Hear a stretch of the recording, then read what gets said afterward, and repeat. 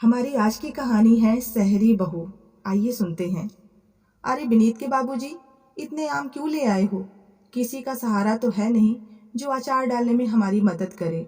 और इस उम्र में मुझसे इतना काम नहीं हो पाता। पता नहीं इतना अचार कौन खाएगा। ले देकर 4 लोग तो हैं इस घर में, जिसमें रिया बहू तो पूरी अंग्रेज है।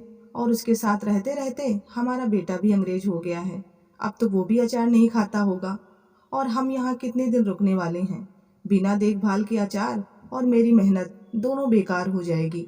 देखना, जो मैंने घर में पूजा रखी है उसकी भी सारी तैयारी मुझे ही करनी होगी। बहू तो बस हमारी लाई हुई साड़ी पहनकर पूजा में बैठ जाए तो मैं गंगा नहा लूं। माला जी अपने पति द्वारा लाए आम देखकर बड़बड़ाने लगी तो उनके पति राम खिलावन जी उन्हें समझाते हुए बोले, अरे भाग्यवान, अब आम के मौसम में हम बेटे के पास शहर में हैं तो गांव की जगह यहीं अचार डाल लो ना। थोड़ा बहू बेटे के लिए छोड़कर थोड़ा अपने साथ ले चलना, वरना जब तक हम गांव वापिस जाएंगे तब तक कच्ची कैरी का मौसम जाता रहेगा। फिर बिना अचार पूरा साल निकालना मुश्किल हो जाएगा, क्योंकि हम तो समझ जाएंगे, पर जब तुम्हारे मायके से तुम्हारे भाई आएंगे तो उनको कैसे समझाओगी? तुम्हें तो पता है उन्हें तुम्हारे हाथ का अचार कितना पसंद है। और फिर जो 2 दिन बाद तुमने यहाँ पूजा रखी है उसमें भी थोड़ा अचार सबकी थालियों में परोस देना। देखना, सब तारीफ करते नहीं थकेंगे। और कुछ काम खुश होकर अपने लिए भी कर लिया करो। क्यों हर बात में बिना मतलब बहू को घसीट लेती हो? अब वो जैसी है सो है, स्वीकार करो उसे। तो माला जी बिना कुछ कहे ही गुस्सा दिखाते हुए आम निकालकर उन्हें धोकर काटने लगी। राम खिलावन और माला जी वैसे तो गांव में रहते हैं, पर अभी कुछ दिनों के लिए शहर अपने बेटे बहू के पास आए हैं। माला जी अपने बेटे विनीत के लिए एक घरेलू लड़की चाहती थी, जिसे बेटे के काम के साथ घर और खेती बाड़ी की भी समझ हो, जो शहर में अपनी गृहस्थी अच्छे से संभाले और ज़रूरत पड़ने पर गांव के घर के काम भी कर सके। पर बेटे ने तो ऐसी लड़की से शादी की थी जिसका गांव से दूर दूर तक कोई नाता नहीं था। वो साड़ी पहनकर घर रहने वाली नहीं, बल्कि जीन्स और छोटे कपड़े पहनकर ऑफिस जाती थी। उन्हें लगता था ऐसी लड़कियों को संस्कार, सेवा, मर्यादा जैसे शब्दों का मतलब भी नहीं पता होता। माला जी ने अपने बेटे की खुशी के लिए उसे बहू तो बना लिया था, पर वो उसे दिल से अपना नहीं पाई थी।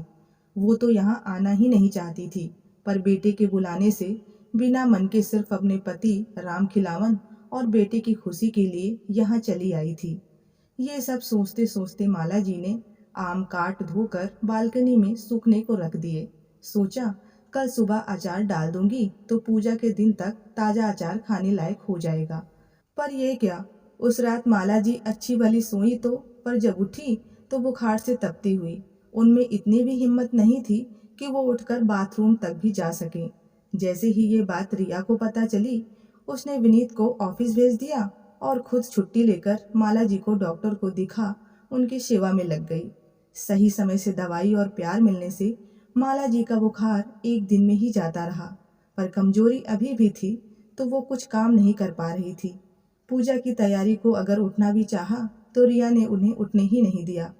पर माला जी को अपनी बहू पर भरोसा तो था नहीं, सो जैसे तैसे तैयार हो रसोई में पहुंच गई। पर ये क्या, यहाँ तो सारा खाना, भगवान का भोग सब बनकर तैयार था।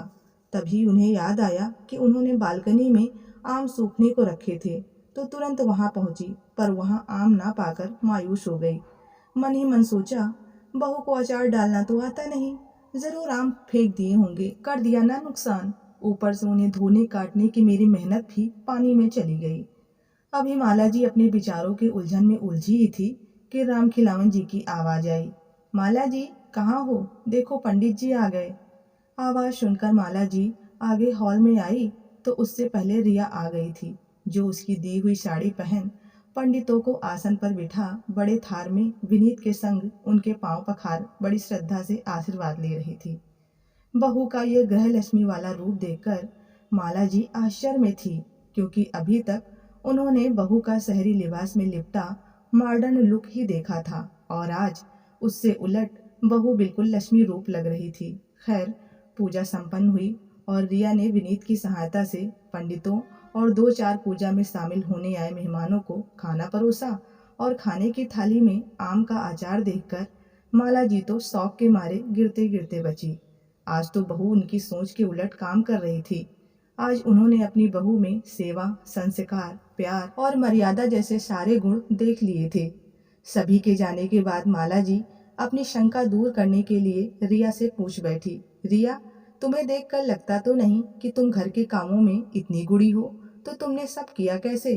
तो रिया मुस्कुराते हुए बोली, मम्मी जी, पता नहीं सभी को ये क्यों लगता है कि शहर की पढ़ी लिखी लड़कियों को घर का कुछ नहीं आता, जबकि घर और समय मैनेज करना तो हमें भी सिखाया जाता है। हाँ, ये सही है कि हम सिर्फ साड़ी नहीं बांधते, बल्कि मौके के हिसाब से कपड़े सिलेक्ट करते हैं। और मम्मी जी, हम शहरी भी भारतीय ही हैं, तो पूजा हमारे मायके के घर में भी होती रहती है, और उसके लिए कभी स्कूल से कभी ऑफिस से छुट्टी लेकर अपनी मम्मी की हेल्प वहाँ भी की है। फिलहाल मैंने तो यहाँ अपनी मेड से हेल्प लेकर प्रसाद खाना सब बना लिया था। और वो आम का अचार, सच बताना बहू, वो बालकनी वाले आम फेंक कर तुम बाजार से अचार लाई हो ना? माला जी को अभी भी विश्वास नहीं हो रहा था कि एक शहर की पढ़ी लिखी लड़की को सब कुछ आता है। तो उन्होंने रिया की आंखों में आंखें डालकर पूछा, नहीं मम्मी जी, मैंने वो आम फेंके नहीं। आपकी इतनी मेहनत किए हुए आमों को मैं फेंक कैसे सकती थी? मैंने अचार तो उन्हीं आमों का डाला है, पर समय की कमी और मसालों की अधूरी जानकारी के कारण मैंने अचार के मसाले घर पर नहीं बनाए, बल्कि थोड़ा शहरी दिमाग लगाकर बाजार में जो पैकेट आता है वो लाकर अचार डाल दिया। अचार वाकई स्वादिष्ट बना था। अगर बहू झूठ बोल देती तब भी माला जी विश्वास कर लेती। फिर भी बहू ने सच बोला, ये सोचकर और उसकी चतुराई देखकर ही वो उसकी कायल हुई जा रही थी। ऊपर से उसने जो उनकी सोच के उलट उनकी सेवा के साथ साथ हर काम बहुत ही जिम्मेदारी से निभाया था, तो उनके मन में जो शहरी बहू के लिए मैल था वो सारा धुलकर रह गया। तो रिया के लिए ढेर सारा प्यार और ये सीख कि किसी की जगह और कपड़े देखकर उसके संस्कार और विचारों का अनुमान मत लगाओ। कई बार हम जो अनुमान लगाते हैं वो गलत साबित होते हैं। और जब माला जी वापस गांव आई तो बहू रिया को ढेर सारा प्यार, आशीर्वाद दिल से देते हुए अपने संग बहू का बना अचार भी ले गई, ताकि वहां उन सभी को वो अचार खिलाकर अपनी बहू के गुणों को बता सके, जो उसको उसकी शहरी बहू होने का ताना मार बुढ़ापे में अकेले ही उसे ही सब करने की सीख देते थे। क्योंकि अब उन्हें पूरा विश्वास हो गया था कि उनकी बहू शहरी होने के साथ संस्कारी भी है, जो उसे ज़रूरत पर कभी अकेला नहीं छोड़ेगी। दोस्तों, बस इतनी सी कहानी थी। पसंद आई हो तो प्लीज़ वीडियो को लाइक और चैनल को सब्सक्राइब करना ना भूलें। मिलते हैं एक नई कहानी के साथ, तब तक के लिए धन्यवाद।